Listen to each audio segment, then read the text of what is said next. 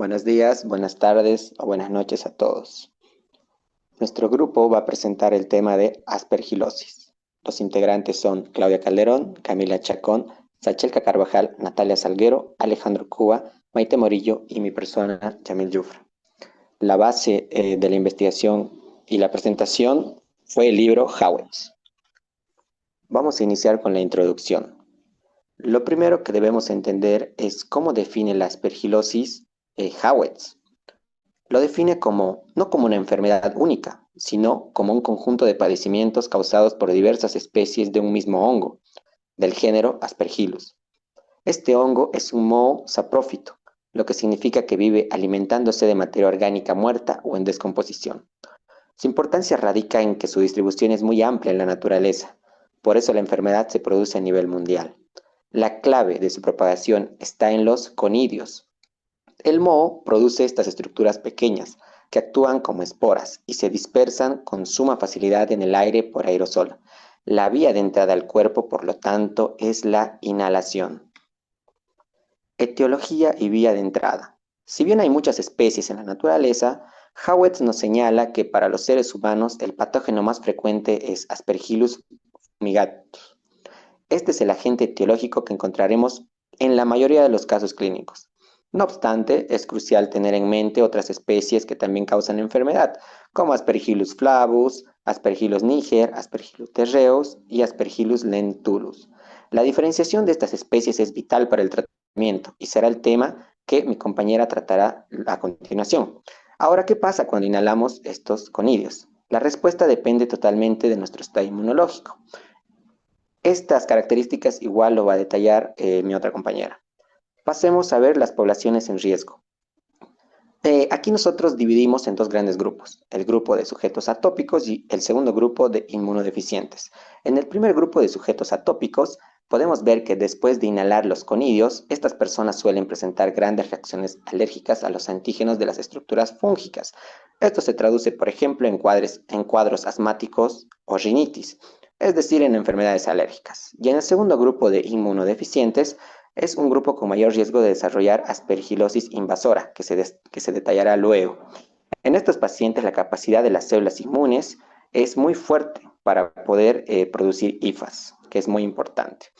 Como podemos ver, el destino del conidio depende del estado inmune, pero para poder identificar al invasor y diagnosticar correctamente, es imprescindible estudiar su estructura, que explicará mi compañera a continuación. Morfología e identificación. Bueno, las especies de Aspergillus son hongos que se caracterizan por su rápido crecimiento en los medios de cultivo, lo que les permite desarrollarse y colonizar superficies de manera veloz, algo que es importante cuando los estudiamos en el laboratorio. Estos hongos producen hifas aéreas, que son estructuras filamentosas que se elevan sobre el medio de cultivo y que sirven como soporte para las estructuras reproductivas llamadas conidios, que son las unidades de dispersión del hongo. Los conidioforos son prolongaciones largas que terminan en vesículas. Estas vesículas actúan como una especie de plataforma donde se forman las fiálidas, que son células especializadas encargadas de producir los conidios en forma de cadenas ordenadas. Cada especie de Aspergillus tiene características morfológicas propias, por ejemplo, el tamaño de los conidios, su forma, la textura de la superficie y el color, que pueden variar considerablemente y son claves para la identificación precisa en el laboratorio. Por esta razón, la observación detallada bajo microscopio y el conocimiento de estas diferencias morfológicas son fundamentales para diagnosticar correctamente infecciones por Aspergillus y para estudios de microbiología clínica. Gracias. Ahora, continuando con la patogenia de la aspergilosis, esta comienza cuando inhalamos los conidios del hongo Aspergillus, que son partículas diminutas presentes en el aire. En personas sanas, las defensas del pulmón, los macrófagos alveolares y los neutrófilos eliminan fácilmente esos conidios. Pero cuando el sistema inmune está debilitado, como en pacientes con leucemia, trasplante o tratamiento con corticoides, esas defensas no logran controlarlos. Los conidios entonces germinan dentro de los pulmones y producen hifas que invaden el tejido pulmonar. Y en algunos casos esas hifas penetran los vasos sanguíneos, provocando trombosis, necrosis y hasta la diseminación del hongo a otros órganos como el cerebro o los riñones. Si existen cavidades pulmonares por otras enfermedades, como tuberculosis previa, el hongo puede crecer dentro formando un aspergiloma, también llamado como bola fúngica. Y dependiendo del sistema inmunitario de la persona, la enfermedad puede presentarse como una simple reacción alérgica o evolucionar de una forma grave e invasiva. En resumen, la patogenia de la aspergilosis refleja la lucha entre el hongo y las defensas del cuerpo, y el resultado depende de cuál de los dos logre imponerse. Ahora continuamos. Bueno, la aspergilosis tiene varias formas clínicas y una de las más importantes son las formas alérgicas. En personas atópicas, es decir, que tienen tendencia a desarrollar alergias, el contacto con los antígenos del aspergillus hace que el cuerpo produzca anticuerpos del tipo IgE, lo que puede desencadenar una reacción asmática inmediata. En otros casos, los conidios del hongo llegan a germinar y las hifas colonizan el árbol bronquial, pero sin invadir el tejido pulmonar. Esto se conoce como aspergilosis broncopulmonar alérgica o ABPA. Clínicamente se caracteriza por asma, dificultad para respirar, infiltrados pulmonares recurrentes que pueden verse en las radiografías, eosinofilia y dos tipos de hipersensibilidad, la tipo 1 que es inmediata y la tipo 3 que es la de Artus. Además, los pacientes pueden eliminar esputo con aspergillus y tener anticuerpos precipitantes en suero. Si la exposición es muy alta, incluso una persona sana puede desarrollar una alveolitis alérgica extrínseca, o sea, una inflamación del pulmón causada por esta reacción inmune. Otra forma clínica importante es el aspergiloma. Esto ocurre cuando los conidios del aspergillus llegan a una cavidad pulmonar que ya existía, por ejemplo, en personas que tuvieron tuberculosis, sarcoidosis o enfisema. Ahí el hongo germina y forma una masa micótica dentro de la cavidad. Algunos pacientes no presentan síntomas, pero otros pueden tener tos, dificultad respiratoria, pérdida de peso, fatiga y en algunos casos hemoptisis, o sea, tos con sangre. Generalmente el aspergiloma no invade los tejidos cercanos, es decir, no es una forma invasora. Además, los aspergilos también pueden causar infecciones localizadas fuera del pulmón, como en los senos paranasales, el conducto auditivo, la córnea o incluso en las uñas, produciendo una colonización extrapulmonar. Continuemos.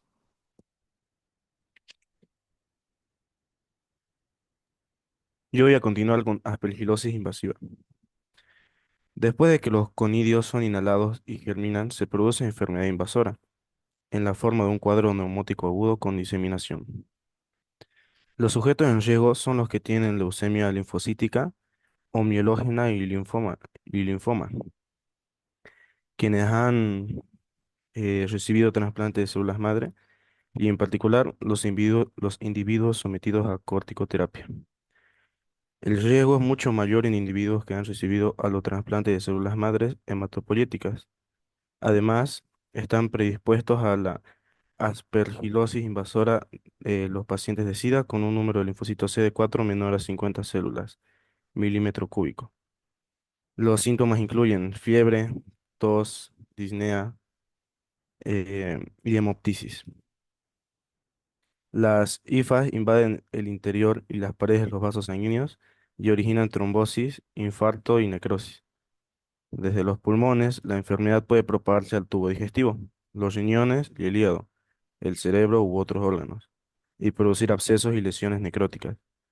Si no se emprende con rapidez el tratamiento, el pronóstico de personas con aspergilosis invasora es grave. Los individuos con una enfermedad primaria que deteriora con menor intensidad sus defensas pueden al final presentar aspergilosis pulmonar necrosante crónica, que es un cuadro menos grave. Gracias. Siguiente. Bien, vamos a continuar con las pruebas de laboratorio, comenzando con las muestras, examen microscópico y cultivo. Vamos a mencionar como pruebas al esputo, muestras de vías respiratorias y tejido pulmonar por biopsia. En este caso, el esputo es la mucosidad que se expulsa al toser desde la tráquea a los pulmones. El tejido pulmonar por biopsia. Básicamente es un fragmento pequeño del pulmón que se toma con una aguja o durante la cirugía para examinarlo.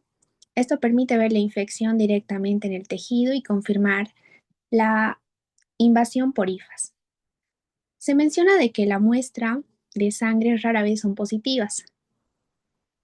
Se menciona de que el Aspergillus casi nunca se encuentra en los hemocultivos. La infección suele ser localizada en el pulmón y no circula mucho en la sangre. Luego tenemos técnicas de examen directo. El examen del esputo con KOH o calcoflor, que en este caso KOH es el hidróxido de potasio, que es una solución química que se usa en el laboratorio para preparar el esputo. Luego hablamos del calcoflor blanco, que bueno, es un tinte fluorescente que se adhiere a componentes de la pared celular fúngica como la quitina, que bajo la luz ultravioleta las hifas se iluminan, lo que hace más fácil detectarlas en muestras. Bueno, cuando hablamos de hallazgos microscópicos característicos, las hifas de especies de Aspergillus son hialinas, tabicadas y de ancho uniforme en promedio a 4 micras. En este caso, ¿qué son las hifas? Bueno, son filamentos largos, ramificados, que ya los había mencionado. Son hialinas, eso significa que son translúcidas y no pigmentadas. Son tabicadas porque, bueno, tienen tabiques, separaciones transversales que las dividen en secciones. Mencionamos también el crecimiento y cultivo. Las especies de Aspergillus proliferan en términos de días, en casi todos los medios a temperatura ambiental. Cuando hablamos de la serología, se realiza la prueba intradérmica de precipitinas contra Aspergillus fumigatus, que bueno, es una prueba cutánea en la que se inyecta una pequeña cantidad de antígeno, que es el fragmento del hongo, en la piel para ver si hay una reacción local mediada por anticuerpos del tipo precipitina. Por lo general es positiva en más del 80%. Ahora sí, continuamos. Bueno, continuando con el tratamiento, el tratamiento de aspergiloma depende de la forma de la enfermedad. En general se usa itraconazol y anfotericina B, y en algunos casos puede requerir cirugía. Cuando la infección es invasora, se necesita actuar rápido con anfotericina B en su forma lipídica o con voriconazol, que son más eficaces. En ciertos hospitales, específicamente donde hay pacientes con leucemia, se han encontrado cepas resistentes, como el Aspergillus terreus y el Aspergillus flavus, y para estos casos se usa mayormente posaconazol. En las formas crónicas o menos graves se pueden tratar con itraconazol o voriconazol, y las formas alérgicas se manejan con corticoides o cromoglicato sódico. Continuando con la epidemiología, el control de la profilaxis, el aspergillus afecta principalmente a personas con defensas bajas o que están hospitalizadas por enfermedades graves. Por eso es muy importante reducir la exposición a los conicidios del hongo, especialmente en pacientes con riesgos de aspergilosis alérgica o invasora. En las unidades de trasplante de células madres se aplican varias medidas preventivas, como el uso de filtros de aire y sistemas de aire acondicionados controlados. Esto puede ayudar a mantener el ambiente libre de esporas. También podemos realizar un monitoreo constante de los contaminantes aéreos. Se limita el número de visitantes y se mantiene a los pacientes aislados para evitar cualquier contacto con el hongo. Además, en algunos casos se usa una profilaxis, es decir, una prevención con dosis pequeñas de antifúngicos como la anfotericina B y el itraconazol para proteger a las personas más vulnerables y prevenir el desarrollo de aspergilosis invasora. Muchas gracias.